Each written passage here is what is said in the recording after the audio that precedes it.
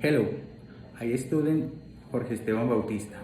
The article Balancing Finance, Politics and Public Health by Melissa Wadley and Santiago Castillo Gutierrez analyzes how higher education institutions in the United States face complex decisions during COVID-19 pandemic, especially in July 2020.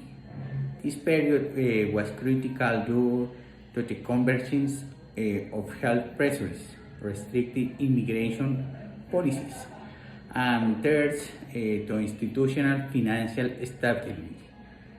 Drawing on resource depends theory, the authors examine how the percentage of international students influenced reopening plans, concluding many private not-profit universities were more likely to shift toward in-person modalities, driving the need to sustain remove for international student enrollment.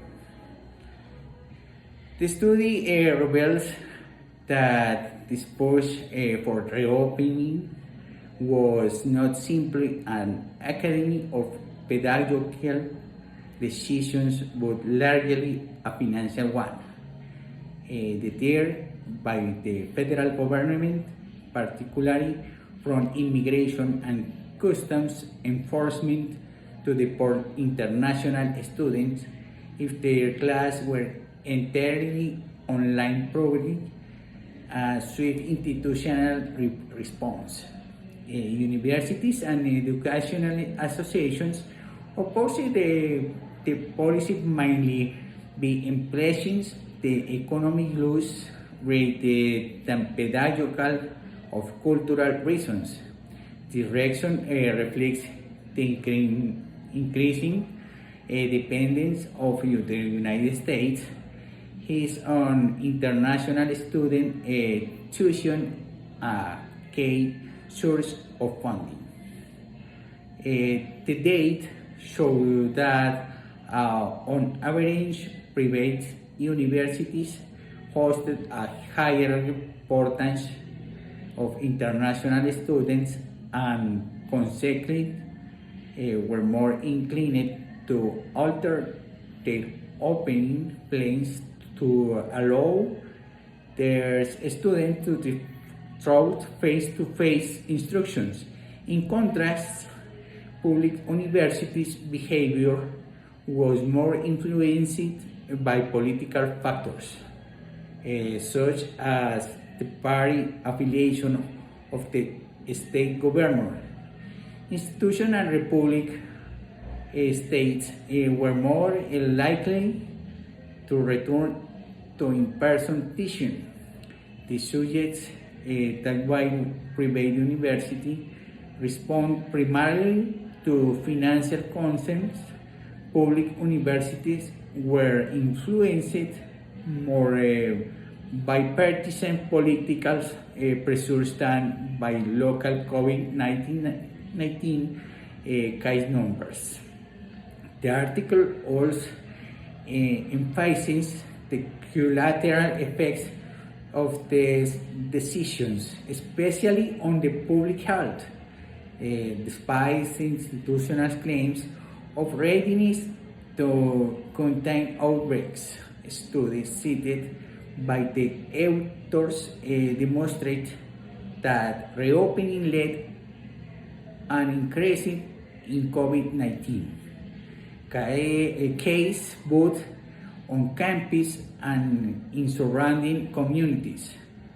This exposed the tension between safeguarding public health and ensuring financial viability, particularly for the tuition-dependent institutions.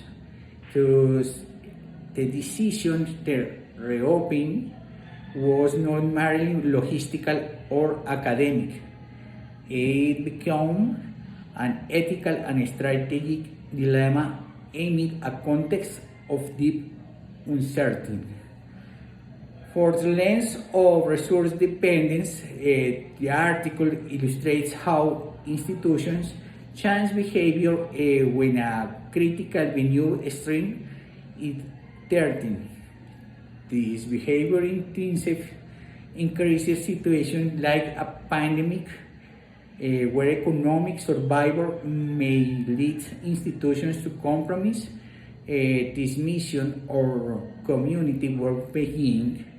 The authors also point out that many private heirs were already facing financial strain before COVID-19, making them more vulnerable and likely to prioritize income preservation over others' considerations.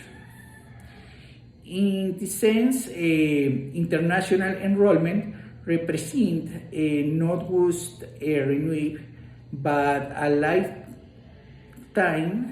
in understand systems. In conclusion, the authors encourage enriching of the current funding model for higher education in the United States, particularly for private non-profit institutions. They suggest evaluation of role of international students, not merely of source of income, but is valued members of the education community who deserves real support. Furthermore, they call for better institutional preparedness for future crises, with contingency plans that project both public health and educational integrity. Ultimately, this article reveals the technical structure and political dilemmas there is when collective well-being collides with institutional financial survival.